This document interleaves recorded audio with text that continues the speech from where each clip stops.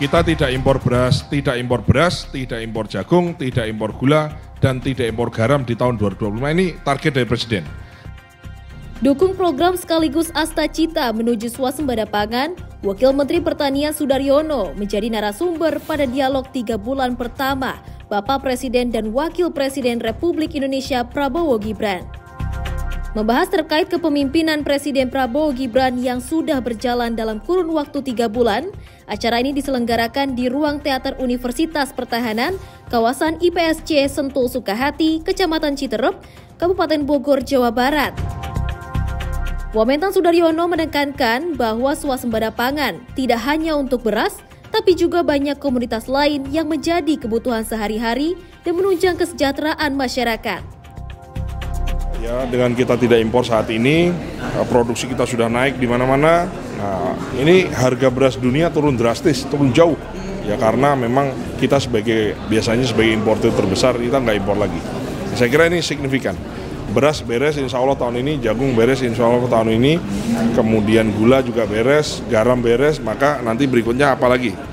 Apakah susu, daging, bawang putih, apa yang masih impor, kedelai dan seterusnya, nanti insya Allah sesuai dengan instruksi Presiden kita laksanakan. Namanya swasembada pangan itu bukan hanya beras, tapi kita berusaha untuk bisa swasembada ke pangan, komoditas pangan yang lain. Dan kita ingin betul-betul Indonesia menjadi negara yang terhormat, menjadi negara yang sesuai dengan visi Indonesia Emas tahun 45 itu bisa terwujud.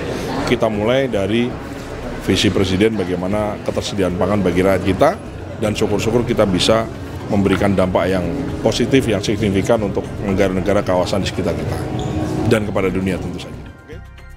Selain Wamentan Sudaryono, terdapat Menteri Koordinator Infrastruktur dan Pembangunan Kewilayahan, Menteri Koperasi, Wakil Menteri Luar Negeri, Kepala Kantor Komunikasi Kepresidenan, Kepala Badan Gizi Nasional, serta pengamat ekonomi politik dan Rektor Universitas Pertahanan sebagai narasumber pada dialog tersebut.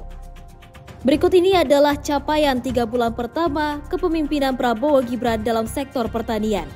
Saya juga sampaikan terima kasih kepada tim Menko Pangan dan semua menteri-menteri yang berurusan dengan pangan kita. Apresiasi saya juga kepada Menteri Pertanian dan timnya, Bulog, Badan Pangan Nasional. Terima kasih.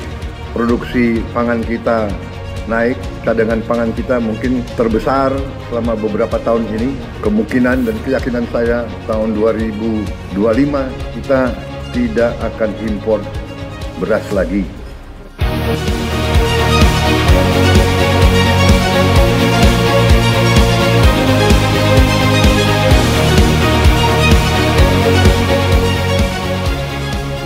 Dari Bogor, Jawa Barat, Rizky Amalia, Nasruddin Lubis, Tim TV Tani mengabarkan.